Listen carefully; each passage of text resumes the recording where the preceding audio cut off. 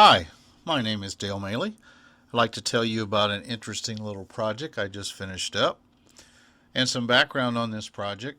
I'm setting up a Thomas Gugerty museum display room in the historic Stravell House in Pontiac, Illinois.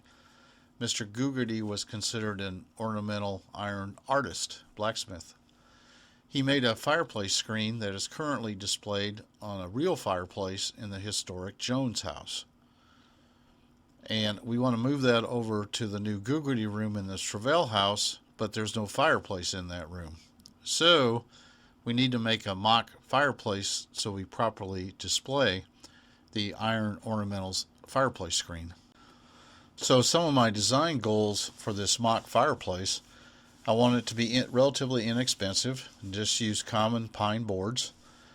For the finish, I want to use the same finish that I did for a display case I recently built, which is just one coat of shellac onto the pine. I want it to be easy to mount on the wall.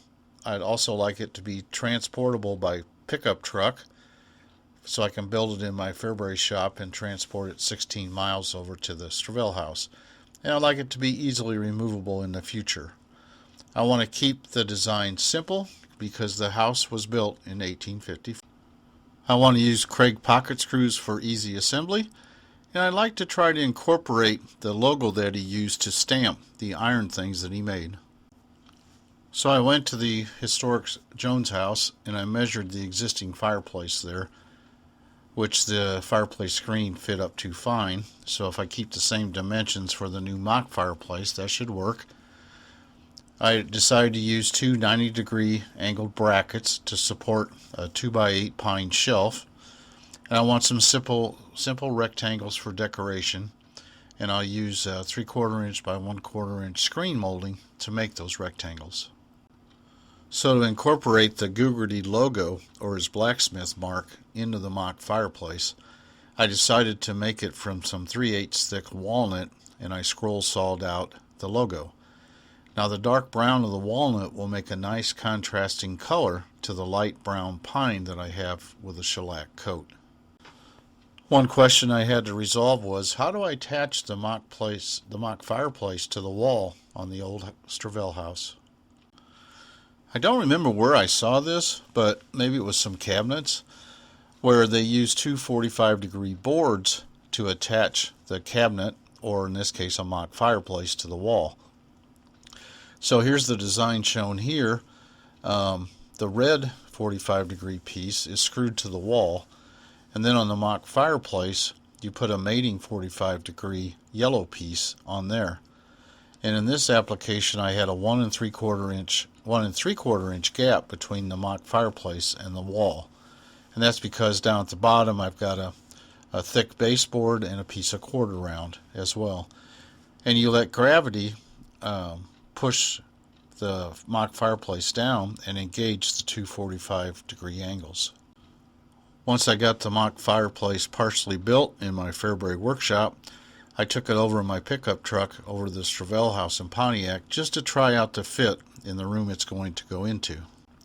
Here's a photo of the partially built mock fireplace in the actual Stravell house room where we will have the new Thomas Gugerty room. So using my red level there, I found out that the mock fireplace needs to be about 1 3/4 inches away from the wall, and that corresponds to the thickness of the big tall baseboard down at the bottom and a piece of quarter round molding. Here's a photo of the mock fireplace, pretty well built in my Fairbury workshop. The only thing that's missing here is the black plywood that simulates the inside of the fireplace. So for the inside of the fireplace, I decided to use some 3/16 inch thick Luan plywood. And then I painted it with flat black paint.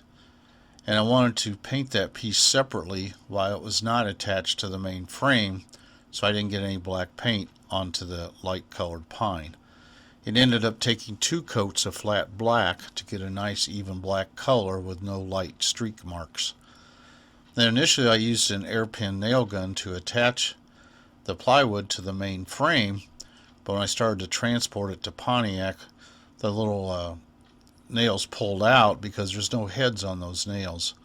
So I had to get some 5/8 inch long brads that do have heads, and then they're so short you can't hold them with your fingers, so I use a needle nose pliers to hold each one and then drive it in with a hammer. Now here's a photo of the finished mock fireplace still in my Fairbury shop. You can see the TG logo really stands out nicely there in the darker walnut compared to the lighter colored pine. Now here's a photo of the finished project where I have the mock fireplace installed in this Travell house. You can see the brown iron colored fireplace screen fits the mock fireplace fine. I added a painting of Thomas Gugerty above the fireplace. It was painted by a friend of his, a local artist. And then you can also see the Gugerty blacksmith logo in the center of the mock fireplace. Stands out nicely. And the mock fireplace can be lifted off and off the 45-degree wall bracket very easily. Gravity just holds it in place. So some closing thoughts. This was a fun project. The Craig pocket screw method allows you to make an item like this quickly. And the 45-degree angled boards really work nicely to wall mount the mock fireplace. And it turned out to be a very nice looking mock fireplace using plain old common pine. So in summary, this video explains how to make a nice looking mock fireplace using common pine.